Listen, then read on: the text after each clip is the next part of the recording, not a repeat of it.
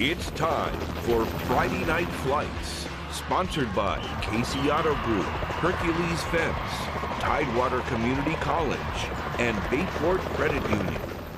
All right, welcome into the show, another edition of Friday Night Flights. I'm Craig Loper. He is James Catato. James, it has been a season of tests for the Kings Fork Bulldogs, right? And they've passed every single one with flying colors. First it was Nansemond River, then Indian River on the road, both double overtime thrillers. Crazy games. Now tonight, they hosted an Oscar Smith team that's outscored its opponents 96-35 in 3 straight wins. Here we go, battle of 2 heavyweights, and the fans got their money's worth tonight. Kings Fork hosting Oscar Smith in Suffolk. 2 minutes left, first quarter. Brandon Nesbitt, the Deep Creek transfer handoff. 25 yards later, he is in the end zone. Tigers strike first, 6-0. Second quarter now, Javon Ford responds, punches it in, 2-yard touchdown. Bulldogs take the 7-0 lead into halftime. Third quarter, the rain's pouring. Look at the rain. Didn't stop the cheerleaders from cheering though. Here we go. Ford again, the workhorse, a cutback. Through the defense he goes, pops out the other side. How about a 40-yard score? What do we say every week, James? Ford tough. That's right, built Ford tough. Bulldogs up 14-6. Here we go, Tigers.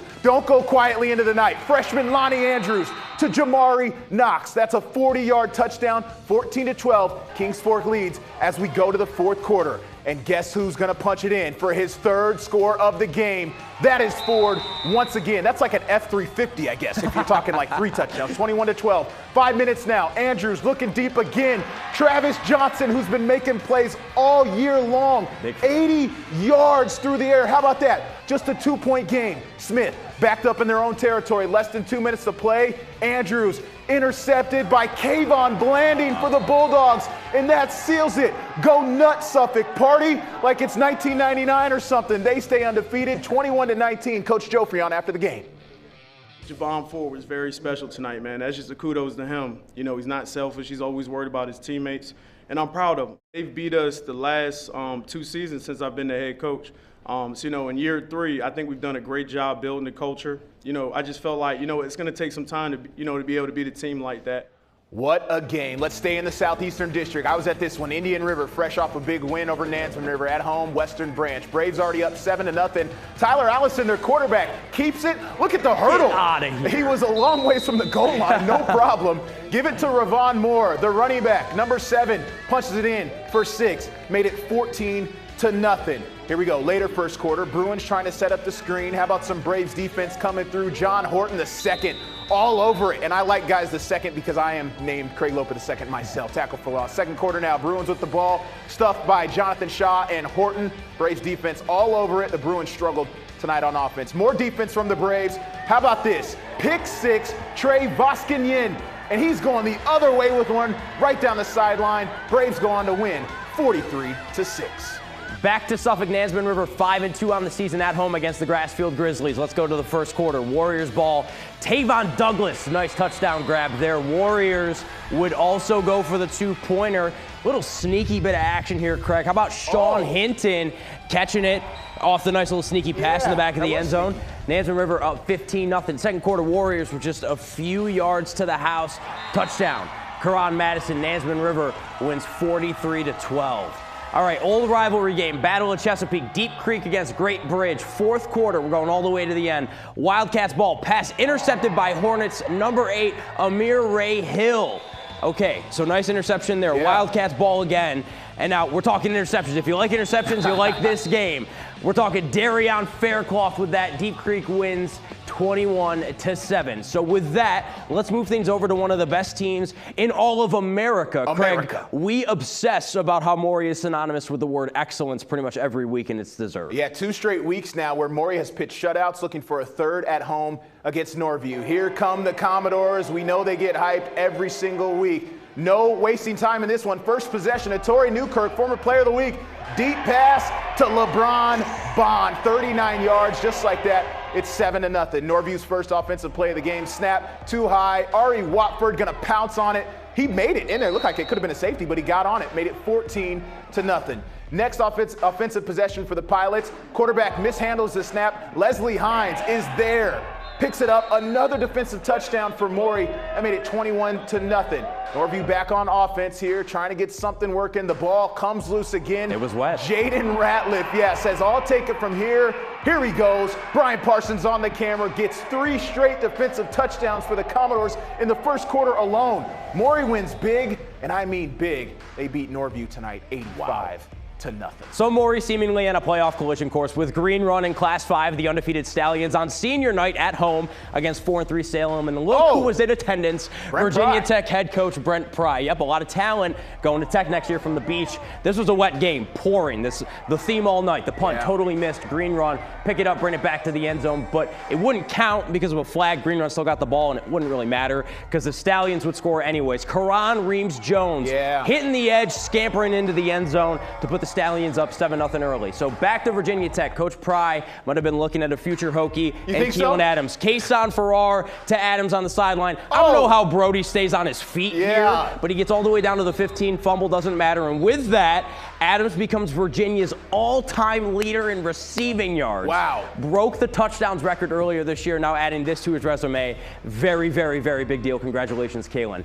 And then Green Run would continue to march down the field. Farrar would find another top receiver in the area in Jaden Anderson, who gets into the end zone. Green Run win big, 54-7. And one of the oldest rivalries at the beach, First Colonial hosting Cox and former player of the week, Gerard Johnson. That Cox defense, Josh Walton, on the roster sheet, they call him a super back. This was a super pick. High stepping like Dion after that diving interception. But then First Colonial's defense would kind of do something similar. Kaiser Robinson for the Patriots recovers the Falcon fumble, gives it back to FC, but Cox is 21 points in the first half and a strong standing defensively. That was enough. This touchdown by Tyree Jeffries kind of just like Geico. Insurance, really. Cox get the 31-11 win on the road. They move it to 6-2 on the year. More beach finals. Lansdowne by a touchdown over Kellam Bayside with the shutout W over Ocean Lakes. Tallwood puts up 60 points in the Lions win over Princess Anne. And still to come, the Warwick Raiders have yet to surrender a defensive touchdown all season, but tonight, a tough test against the rival in Hampton Crabbers. That's coming up. Plus, more action from the area, including another stop south of the border where Northeastern tries to keep its undefeated season on the line against Currituck County. We're the Manor Cheerleaders. Don't go away. You're watching Greg and James on Friday Night Flights.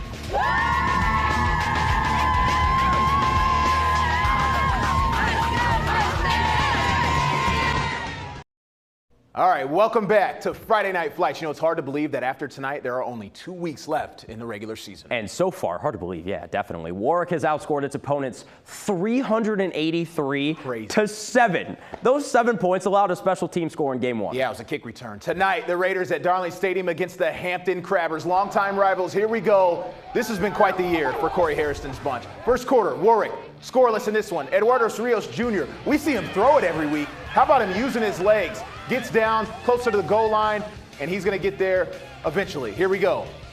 Rios again. Next play. He's in for the touchdown. 7-0. Warwick takes the lead. First quarter now. Still same score. Rios again. Another long run here. Up the sideline. Using the legs. Yeah, going to take a hard hit. Oh, that's what happens. You get 2 rivals on the field. And then, second quarter, Warwick leading 9-0 after a safety. 3rd and long here. Rios hands the ball off to Messiah Delome, dragged down by his jersey for the first down. They're up 9-0. Second quarter still. Warwick, same score. Julio Corrector scoops that one. Oh, hits the brakes on him right there. Looking for the end zone, but he fumbles it. It was recovered by Jaquiwas Jones. But Warwick dominates. Another shutout. You see the final, 36-0. What is that, 8 straight shutouts? That is wild. In Portsmouth, Churchland at home against Lake Taylor. Truckers led 14-12 at the half. Lake Taylor in white. Ball comes loose. Jesse Fox comes up with it, but the Truckers would end up turning it back over on downs. Nothing to show for the turnover. A little later, though, Lake Taylor punting the ball away. King Hall, you know he can break ankles for days, picks it up off the ground, and Craig, gone. Yeah, King Hall. Offensive touchdown and defensive touchdown last week. Yeah, and a big touchdown last week and a big touchdown this week. This score made it 20-12 Churchland. Lake Taylor would actually come back. Nice haircut. Would actually come back and take a 24-20 lead. Darian McKenzie going to run it in for 6, but Churchland responds with 16 unanswered points. The Truckers win 36-24. Booker T. Washington trying to get to the 500 mark. Booker's at home against Manor. Go to the third quarter. They're up 14-0. Hand it off to Jonathan Ennis. A little bit of space, and he'll take advantage of that. Ennis in for the score. It was 22-0 after a successful 2-point conversion. A little later, Booker's on defense, a host of them coming up with a tackle for loss as the Mustangs were trying to get something going. And then Manor still on offense. Watch this one. Andrew Tharrington in the backfield in a hurry, like Fast and Furious style, tackle for loss. Booker's defense wasn't done. Fourth quarter, Mustangs backed up on their own 3-yard line. QB loses his grip on it. It was wet out there. We know it. Recovered by Jacoby Wingate. That's a Booker's touchdown. Booker T, we're assuming went on to win this game. We could not find a final, guys. Send that in, please, for the Bookers. Now, we head south of the border where we have 2 teams coming in hot. Tar Heel State, baby. Northeastern taking its perfect 8-0 record on the road against a Currituck County team that has won 4 games in a row. Northeastern, Currituck County, Currituck try and hand the Eagles their first loss of the season. So let's go first quarter. Currituck quarterback Devin Duke finds his older brother Damon Duke. Yeah, Duke to Duke. Duke to Duke to put the Knights up 7-0. I feel like there's a reference Duke Knight. I don't know. Yeah, I'm not sure. The Eagles respond. Running back Tysell Spencer, who initially looks like he's going to get tackled, but will not be denied, runs it all the way to the end zone to tie the game up 7-7. Second quarter, Northeastern quarterback Travaris Jones hands off to Spencer for his second touchdown of the game. Both teams trading TDs. It's 14-14 apiece. Tysell Spencer for the end zone yet again. His third score of the night. The Eagles would miss the extra point. Currituck leads 21-20. This was a barn burner. Northeastern wins 49-35. They stay undefeated. Spencer is a beast. We saw him last week do it too. Bay Rivers District, how about undefeated War Hill against Smithfield? Here we go. Smithfield, the Packers trying to get something going. Third quarter, they're down 36-19. Opening kickoff of the half goes to Xavion Knight. And Knight, looking for space, finds some space. Top 10? Cuts the middle. Yeah, that's probably a top 10 play. That's your job to put it together. You pick the plays. I put some input in there. Smithfield still trails 43-26. Still in the third quarter. War Hill leading. Ashton Gardner gonna hand it off to Jaden McAdoo. McAdoo, get out of his way, in for the score. War Hill makes it 50-26. Still in the third. Gardner back to pass. Tavion Blockett. We've seen this connection of last couple of weeks. He's in for the touchdown. Cut back right there. Turn on the burners. And then it's 57-26. Smithfield's punting here last. The block punt here by Daquan Parrott. And the loose ball is recovered by Jackson Richards. War Hill goes on to win 63-26. Other Bay River scores. Grafton, big win over Tab. Clippers win a close one, 16-13. Lafayette cruises big over Jamestown. And Poquoson beats New Kent 54-3.